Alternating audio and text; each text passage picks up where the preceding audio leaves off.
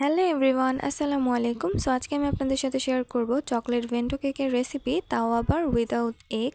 So চলুন ভিডিওটা দেখে নিই। তো ফার্স্টে আমি এখানে 1/4 কাপ গরম তেল নিয়েছি। এটার মধ্যে দিয়ে দিলাম 1 টেবিল চামচ পরিমাণ কোকো পাউডার। তারপর এটাকে একটু মিক্স করে দেন দিয়ে দিচ্ছি 2.5 টেবিল চামচ পরিমাণ চিনি।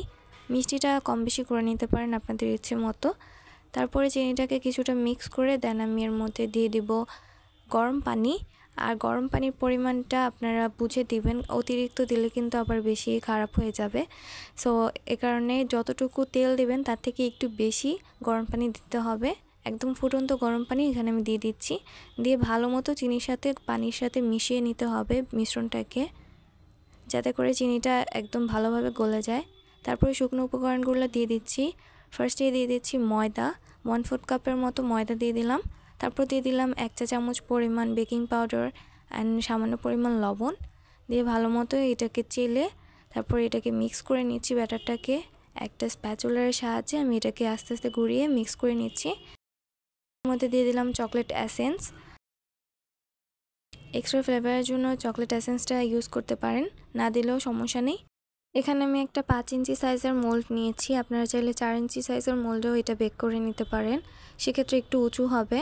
এখানে অল্প একটু পরিমাণ তেল দিয়ে ব্রাশ করে নিলাম ভালো মতো। তারপরে একটা কাগজ দিয়ে এর উপরেও তেল দিয়ে ব্রাশ করে নিয়েছি, যাতে করে কেকটা ভালো মতো উঠে আসে। এখন একটু উপর থেকে আমি কেকের ব্যাটারটা দিয়ে দিলাম। উপর থেকে দিলে কেকের মধ্যে একটু বাবলটা কম হয়।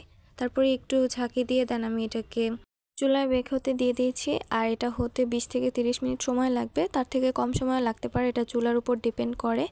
তারপরে আমি এটাকে এখন আনমোল্ড করে নিচ্ছি। কেকটাকে আমি গরম গরমই ফ্রস্টিং করব, কারণ যেহেতু এটা বাসার জন্য বানিয়েছি। আর কেকটা কিন্তু একটু সফটও হয়েছে, দেখতেই পাচ্ছেন। ডিম ছাড়া এমনি কেকটা কত বেশি সফট হয়েছে। যেহেতু আমি একটু কম বানিয়েছি, সো এটা অনেক বেশি ছোট আর পাতলা হয়ে গিয়েছে। তো এখানে আমি ক্রিম বানিয়ে নিয়েছি, আর এটার রেসিপি আমার ডেসক্রিপশন বক্সে দেওয়া থাকবে।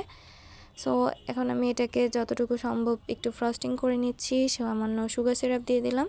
আর সুগার সিরাপটা আমি সামান্য চিনি আর পানির সাথে মিক্স করে বানিয়ে নিয়েছিলাম। এরপর একটু টুটি নজলের সাহায্যে কিছু ফুল এঁকে দেন চকলেট স্প্রিঙ্কেল দিয়ে আমি ডেকোরেশন করে নিয়েছি, একদম সিম্পল। তো কেমন হয়েছে অবশ্যই জানাবেন। আজকের ভিডিওটা ছিল এই পর্যন্তই, দেখা হবে নেক্সট কোনো ভিডিওতে। Thanks for watching. আল্লাহ হাফেজ।